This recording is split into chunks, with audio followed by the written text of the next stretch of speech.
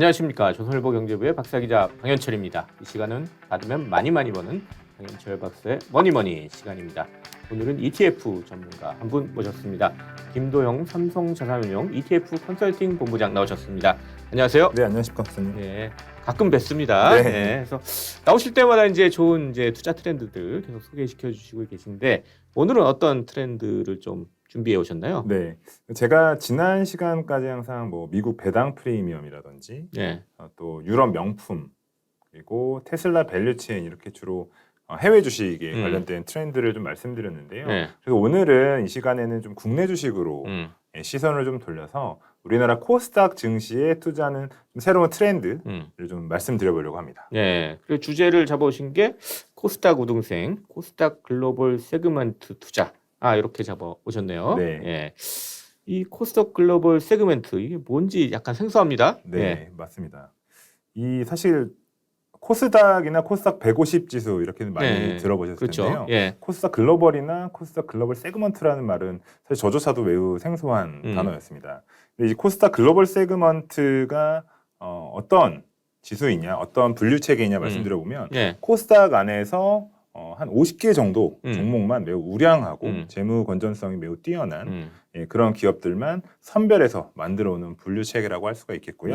글로벌이 붙어 있으니까 약간 해외랑 관계 있을 것 같은데요? 네, 맞습니다. 근데 사실 뭐 글로벌향 해외로 매출이 많이 있다는 그런 기업들을 선별했다기보다는 이 코스닥 글로벌 세그먼트가 미국에 있는 나스닥의 글로벌 셀렉트 마켓이라는 지수를 좀 벤치마킹했습니다. 그래요? 네, 우리가 잘 아는 나스닥 지수가 사실 이제 세 가지의 시장으로 구분이 되어 있습니다. 그 중에서 가장 요건이 좀 타이트하고 우량 기업들이 많이 상장되어 있는 그 지수가 이제 말씀드렸던 나스닥 글로벌 셀렉트 마켓인데요. 우리나라에서도 한 두 가지 정도 이유를 들어서 코스닥 증시에서 그 나스닥 글로벌 셀렉트 마켓을 벤치마킹해서 이러한 코스닥 글로벌 세그먼트를 좀 만들게 되었습니다. 그래서 이름에 글로벌이 들어간 배경은 그런 부분에 있고요. 네.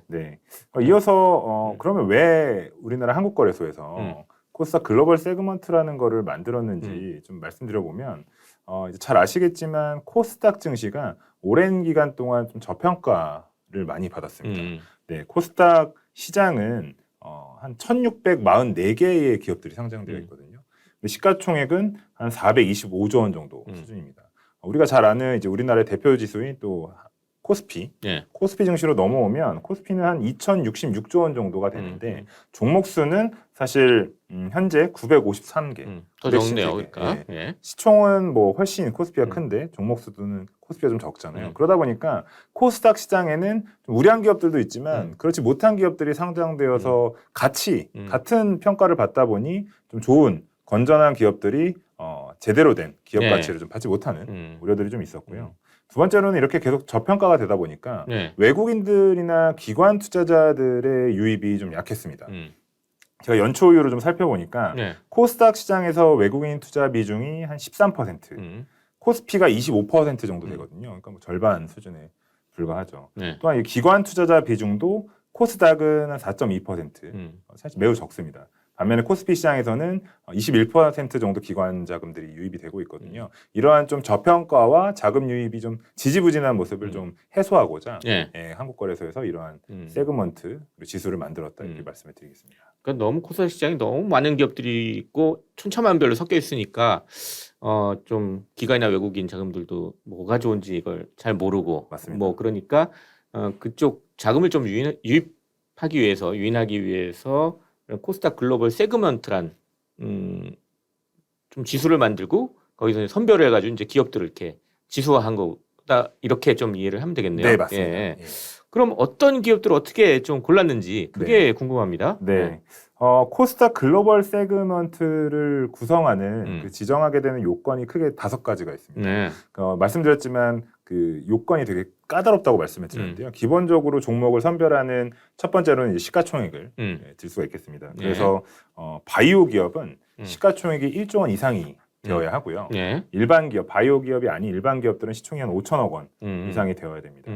시총 5천억은 코스닥 증시에서는 순위로 치면 한 142 정도 되고요. 코스피 시장으로 가더라도 한 352 정도 되기 때문에 중형주 이상의 좀 큰 규모 레벨이다. 이해를 해주시면 어느 좋을 정도 것 규모는 같고요. 있어야 된다. 맞습니다. 예. 두 번째로는 기본적으로 이제 또 역시 재무 실적을 음. 검토하게 됩니다. 그래서 일반 기업의 경우에는 한 매출 3천억 원 이상 또는 영업이익이 300억 원 이상을 달성하면 코스닥 글로벌 세그먼트에 편입이 될 수가 있고요. 예. 또 바이오 기업 같은 경우에는 이에 더해서 추가적으로 임상 1상 이상의 신약 후보 물질을 2개 이상 보유를 해야 됩니다. 아무래도 바이오는 1상, 2상, 3상 그리고 이제 출시가 되는 그런 프로세스를 거치게 되는데 1상 이상 신약 후보 물질을 2개 가지고 있어야 되고요. 그래서 이렇게 두 가지에다가 또 이제 ESG 요건을 좀 가미했습니다. 뭐 기업 지배 구조라든지 그런 것도 가미했어요. 네, 예. 기업의 건전성, 그리고 회계 투명성 등 이렇게 고려를 해가지고요. 이 중에서 현재 50개 기업이 선별되어 있습니다. 들어보니까 근데 일반 기업 대비 바이오 기업은 좀 요건이 더 강화돼 있는 것 같아요. 네. 뭐 일반 기업 5천억 이상 시가총액이 그런데 바이오 기업은 1조 이상 이러니까 더 강화된 것 같은데 뭐 이유가 있나요? 네, 아무래도 그 투자를 할 때는 좀 예기치 못한 사고들도 좀 발생을 많이 하게 되는데요. 네. 우리나라 증시에서 이슈들이 있었던 곳을 살펴보면 아무래도 코스피보다는 코스닥 시장이 많았고 네. 코스닥 안에서도 바이오 관련 기업들이 좀 안 좋은 이슈들에 좀 휘말린 경우들이 많았던 것 같습니다. 네. 그 이면은 예를 들어서 뭐 과거의 일이긴 하지만 뭐 신라젠이라든지 또 오스템 임플란트 이슈들도 있었고요. 네. 그렇게 하다 보니까 좀 바이오 기업에는 좀 더 강화된 요건을 투여를 해서 그 조건을 필터링으로 해서 모든 기업들 바이오 기업들을 다 담는 게 아니라 무조건 크다고 뭐 재무 건전성이 좋다고 담는 게 아니라 이러한 것들을 좀 더 강화해보자라는 취지에서 바이오를 좀 더 강화를 했고요. 실제로 바이오 그러니까 신약을 만드는 데까지 한 15년 정도 시간이 걸린다고 하고 말씀드렸지만 1상에서 3상까지 가는 과정에 중간에 어느 단계든지 실패를 해서 사실 상당히 리스크가 많아요. 리스크가 바이오 너무 기업들은. 많습니다. 네, 예. 그러다 보니까 좀 더 선별하겠다 이런 의미를 담고 있다고 할 수가 있겠습니다. 그런 의미가 있군요. 네. 그 구체적으로 어떤 기업들이 들어가 있는지 이게 또 궁금하네요. 네, 그 코스닥 안에 있는 종목들로 선별을 했기 때문에 기본적으로 차세대 미래의 성장 먹거리들이 많이 들어 있습니다. 그래서 기본적으로 2차 전지의 소부장, 반도체 소부장, 그리고 제약바이오 기업들 등이 들어 있는데요. 대표적으로는 2차 전지 소부장은 뭐 전 세계 양극재 시장을 선도하고 있는 핵심 소재 기업인 뭐 에코프로비엠이나 그거 당연히 들어가 네, 있겠네요. LNF 예. 이런 기업들이 들어 있고요. 또 반도체 그 부품 장비 기업으로 유명한 리노공업, 원익 IPS도 들어 있습니다. 그리고 제약바이오 같은 경우는 바이오시밀러 산업에서 우리나라에서 되게 좀 유명한 당연히 아시는 셀트리온 헬스케어가 들어 있고요. 또 추가적으로 알테오젠이라는 또 바이오시밀러 하는 제약사도 들어 있습니다. 네. 나아가서 또 글로벌 유명한 아티스트를 보유한 JYP 엔터테인먼트도 엔터 기업들 들어있어요? 엔터 기업도 예. 들어 있습니다. 예. 쭉 리스트 보니까 좀 들어본 기업들이 많이 들어있네요. 네. 예. 그럼 이제 코스닥 대표 지수 그럼 코스닥 지수가 있고 또 코스닥 150이 있고 그렇잖아요. 네. 특히 이건 좀 좋은 기업들만 꼽았으니까 코스닥 150하고 어떤 차이점이 뭔지 이게 또 궁금합니다. 네, 예. 맞습니다. 사실 이 부분이 어떻게 보면 오늘 제일 중요한 설명이 될 것 같은데요. 박사님께서 역시 날카롭게 또 질문을 해주셨습니다. 네. 기본적으로 숫자에 코스닥 150은 150개 기업만 상위 포함을 하게 되고. 150개를 넣는 거죠? 맞습니다. 예. 그러니까 그리고 제가 말씀드렸지만 이 코스닥 글로벌이라고 하는 지수는 50개 종목만 골랐기 때문에 기본적으로 종목 수에서 차이를 좀 보이고요. 네. 코스닥 150은 한 개별 종목에 투자 상한이 없습니다. 음. 그래서 뭐 계속 오르면 투자를 할 수가 있는데 코스닥 글로벌 같은 경우는 한 종목 비중이 25%까지만 투자가 가능하게 되어 있고요. 너무 쏠림이 생기지 않도록 뭐 또 만들었나 보네요. 맞습니다. 예. 종목 수가 줄어들수록 사실 그런 투자 상한을 설치해 두는 거는 너무 큰 쏠림을 좀 방지하는 네. 효과가 있는데요. 기본적으로 코스닥 150과 코스닥 글로벌의 섹터 구성은 크게 다르진 않습니다. 말씀드렸지만 2차 전지 소재주들, 반도체 소부장 기업들, 그리고 제약바이오 기업들의 비중은 비슷한데요. 네. 큰 차이는 아까 말씀드렸듯이 종목이 적은 만큼 각 개별 하위 산업에서 구성되어 있는 종목 수가 다릅니다.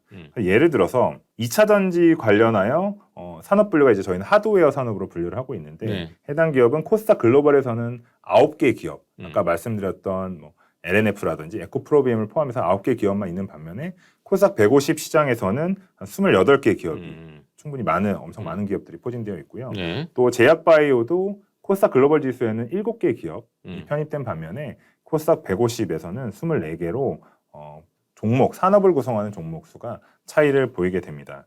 그래서 기본적으로 산업의 비중은 유사하지만 그 안에 들어있는 종목 수가 다름으로써 좀 더 성장하는 기업에 높은 비중으로 투자를 할 수 있다. 이런 차이점을 좀 보이고 있습니다. 당연히 이제 새로 나온 지수니까 궁금한 게 기존에 있던 코스닥 지수나 코스닥 150 지수랑 이 성과 차이가 있는지 이것도 궁금합니다. 네, 사실 중요한 건 결국 성과인데요. 네. 해당 코스닥 글로벌 지수는 작년에 출범을 해서 2022년 11월 18일부터 산출을 했습니다. 그래서 올해 5월 말까지 산출 이후의 성과를 살펴보면 네. 코스닥 글로벌 지수가 한 28.5%, 그리고 코스닥 150이 24.5%로 코스닥 글로벌 지수가 한 4% 정도, 6개월 동안에 4% 정도 성과를 아웃퍼폼을 했고요. 일단 더 좋게 나오네요. 네. 예. 그리고 코스닥 시장은 그 동기간에 17%. 예, 그렇기 때문에 한 10% 이상 차이가 났고요. 우리나라의 대형주들이 많이 들어있는 코스피 시장은 사실 그 기간 동안에 5.4%밖에 오르지 못했습니다. 그래서 종합해서 말씀드려보면 코스닥 글로벌 지수가 코스닥 150, 코스닥, 그리고 코스피 이 세 개 지수의 성과보다 모두 좀 좋은 흐름을 보여주고 있었다. 이렇게 좀 말씀을 드리겠습니다. 어쨌거나 이제 새로운 지수, 코스닥 글로벌 지수가 나왔으니까 그거에 연관된 이제 ETF도 당연히 나올 것 같은데요. 네. 이미 나와 있나요? 어떻게 됐나요? 네. 6월 29일에 상장을 네. 했고요. 네. 그래서 종목명은 코덱스 코스닥 글로벌 ETF입니다. 그래서 지수 이름을 그대로 ETF에 적용을 해서 예. 쉽게 이해하실 수가 있겠고요. 저희는 줄여서 사실 뭐 말이 좀 길다 보니까 코글이라고도 부르긴 하는데요. 뭐라고요? 예. 코글? 코글이요. 코글. 코스닥 글로벌. 예. 네. 코글이라고 부르긴 예. 하는데 6월 29일에 상장을 했고 총 보수는 연 0.09%로 매우 낮게 책정을 했습니다.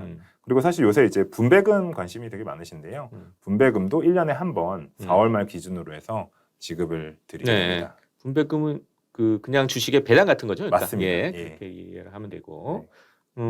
이 코스닥 글로벌 ETF라는 건 이제 구성 똑같나요? 저기 글로벌 지수랑? 네, 코스닥 글로벌 지수의 지수 비중, 구성 종목 비중을 그대로 네. 가져왔다고 말씀드릴 수가 있겠습니다. 네, 그래서 뭐 비중을 좀 말씀드려보면 예. 아까 말씀드렸던 2차 전지 관련해서는 에코프로 BM이 20%로 가장 높은 비중을 차지하고 있고요. LNF도 12% 정도 투자가 됩니다. 그리고 바이오시밀러 대표 기업인 셀트리온 헬스케어의 13.4%, 그리고 알테오젠의 한 3.5% 정도 투자하고요. 반도체 장비 기업인 리노공업의 2.3%, 원익 IPS에도 1.9% 정도를 투자합니다. 그리고 그 JYP 엔터테인먼트, 이 아티스트 기업에도 5.8% 정도로 높은 비중으로 투자를 하고 있고요. 말씀드리지 않았던 기업들이 이제 게임사. 게임사는 흥행에 따라서 실적이 좌우되지만 아무래도 높은 고객 충성도를 갖고 있습니다. 그래서 펄어비스하고 카카오 게임즈를 편입하고 있는데요. 각각 뭐 3%, 2.7% 정도 편입비를 가지고 있습니다. 예. 이렇게 어쨌거나 좀 집중적으로 이제 투자를 하게 되는 건데 그렇다면 이 집중적으로 투자한 이 소수 기업들, 요게 성과가 괜찮았나요? 올해 어때요? 네, 아무래도 말씀해 주셨던 것처럼 소수 종목으로 소수 기업을 투자하는 경우에는 사실 변동성이 좀 높아지기 마련인데요. 올해 증시를 살펴보면 우리나라도 미국도 일부 몇 개의 기업이 시장을 주도하는 이끌고 가는 형국을 좀 많이 보였습니다. 그래서 먼저 뭐 미국으로 좀 살짝 가보면요. 올해 뭐 S&P 500에 편입됐던 애플이나 마이크로소프트 그리고 엔비디아 이 3개사가 상승의 한 57% 정도를 차지했다고 하더라고요. 그래요. 예. 우리나라도 사실 크게 다르지 않았죠. 그래서 우리나라의 에코프로나 에코프로 BM 그리고 LNF 이런 2차 전지 핵심 소재 관련 기업들이 증시 상승의 40% 정도를 이끌었다. 이렇게 말씀을 드릴 수가 있겠습니다. 그래서 이런 국면에서 뭐 항상 모든 국면이 그렇지는 않겠지만 결국에는 재무 구조가 탄탄하고 시총이 좋고 자본력을 갖고 기술력을 갖고 있는 기업들이 좀 어려운 시장 환경에서는 아무래도 좀 돌파할 수 있는 힘이 좀 있기 때문에 더 강하기 때문에 좀 시장을 좀 주도할 수 있지 않았나 이렇게 좀 판단을 하고 있습니다. 보니까 코스닥 내에서 아주 큰 기업들이 다 포함되어 있지는 않은 것 같아요. 그 이유가 있을까요? 네, 맞습니다. 사실 정말 중요한 포인트셨는데요. 네. 아무래도 말씀드렸던 기업 지배구조 음. 측면에서 요건이 상당히 강화되었기 때문에 말씀하셨던 좀 잘 아는 기업들 일부가 좀 편입이 되지 않았습니다. 아까 말씀하신 그 ESG 기준이 있다고 그랬는데 그것 때문에 그런 것 맞습니다. 같아요. 맞습니다. ESG 중에 이제 기업 지배구조 네? 요건이 좀 강화됐다고 말씀을 드렸는데요. 그러다 네. 보니까 사실 편입되지 않은 코스닥 150에서 상위에 있는 기업들 중에 빠진 기업들이 예를 들어서 에코프로라든지 HLB나 엔터주에서는 아까 JYP 엔터테인먼트가 들어와 있다고 말씀드렸는데 SM이나 좀 YG 엔터테인먼트는 또 빠졌습니다. 그래서 좀 지배 구조가 좀 불투명하거나 이슈가 있거나 주주와의 어떤 커뮤니케이션을 원활하게 좀 잘 하고 있지 않다라고 판단이 되는 기업들이 좀 배제되어 있는데요. 그런 측면에서는 우리가 잘 알고 있는 기업들이 일부 좀 빠져 있는 모습을 확인하실 수가 있습니다. 이 ETF의 그럼 가장 큰 강점 어디에 좀 관심을 가져야 되는지 네. 뭐 이걸 좀 정리해서 좀 말씀해 주시죠. 네. 네. 사실 올해 전 세계 증시에서 매우 좋은 흐름을 보인 지수를 꼽자면 우리나라의 코스닥 증시 그리고 코스닥 150 그 중에서도 코스닥 150을 꼽을 수가 있겠습니다.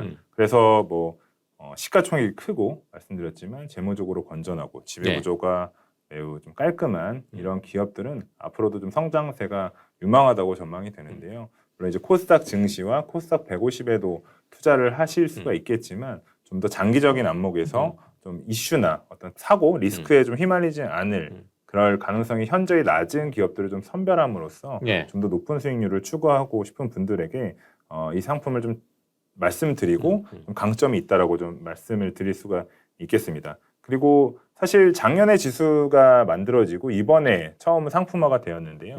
그래서 코스닥 글로벌 지수가 이제 좀 시작을 하고 개화하는 단계다라고 해서 모두에서 말씀드렸던 코스닥이 갖고 있었던 저평가 이슈나 수급 이슈가 좀 같이 해소되면서 해당 지수에 편입된 기업들도 좋은 흐름을 보이지 않을까 이런 좀 생각을 갖고 있고요. 특히 저희 삼성자산운용 코덱스가 국내 주식에 좀 더 많은 강점을 좀 갖고 있기 때문에 좀 지켜봐 주시면 좋을 거라고 생각이 되고 연금 계좌에서도 아무래도 이게 장기적으로도 좋아 보이는 종목들을 50개를 한국거래소에서 선별했기 때문에 그런 흐름도 이어갈 수 있지 않을까 이렇게 기대하고 있습니다. 우리가 사실 지금 다 좋은 점만 얘기한 것 같은데 이거 투자할 때 항상 유의될 때 주의할 점 리스크 요인도 꼭 챙겨야 되잖아요. 맞습니다. 여기는 리스크 요인 어떤 게 있을까요? 네, 제일 중요하죠. 사실 리스크를 확인하셔야 되는데요. 크게 두 가지가 있을 것 같습니다. 첫 번째로는 소수 종목을 투자하기 때문에 그 집중 투자에 대한 리스크는 확실히 있습니다. 개별 종목이 말씀드렸지만 에코프로 BM이 20% 정도, 한 종목에 20% 투자한다는 거는 사실 지수에서는 상당히 많은 비중으로 투자를 하고 있기 때문에 한 개의 기업에 이슈가 생겼을 때 지수 전체의 흐름이 좀 안 좋아질 수는 있습니다. 그래서 소수 종목의 투자에 대한 리스크를 꼭 고려를 하셔야 되고요. 두 번째로는 우리나라의 코스닥 증시는 신흥국에 되어 있는 우리나라와 그 안에서도 대형주보다는 성장 가능성이 높은 코스닥 증시의 기업들로 선별을 했습니다. 그렇기 때문에 매크로적으로 시장의 좀 움직임에 크게 좀 더 민감하게 반응을 할 수가 있고요. 또 성장주라는 거는 2차 전지나 반도체, 제약바이오 같은 경우는 특히나 뭐 금리라든지 경기의 흐름에 상당히 더 많이 연동이 되는 산업이기 때문에 그런 부분에 있어서 좀 경제의 매크로 환경을 좀 예민하게 받아들일 수 있다. 이런 부분은 리스크로 좀 말씀을 꼭 드리고 싶습니다. 예. 자, 오늘은 김도영 삼성자산운용 ETF 컨설팅 본부장 모시고 코스닥 글로벌 세그먼트 투자에 대해서 좀 알아봤습니다. 저희 마지막으로 저희 시청자 구독자 여러분께 마무리 인사 부탁드리겠습니다. 네. 이 시간을 통해서 박사님과 함께 정말 우리나라에 상장된 많은 ETF 상품들을 소개해드릴 수 있어서 저로서도 너무 뜻깊은 시간이고요. 앞으로도 뭐 저희 회사뿐만 아니라 ETF 시장이 곧 100조를 앞두고 있는데요. 100조 넘어서 200조, 300조 될 때까지 좋은 상품들을 잘 만들어서 소개해드릴 수 있도록 저희도 노력하도록 하겠습니다. 예, 감사합니다. 지금까지 김도영 삼성자산운용 ETF 컨설팅 본부장 그리고 저는 조선일보 경제부의 박사기자 방현철이었습니다. 그럼 다음 시간에 또 뵙도록 하겠습니다. 감사합니다.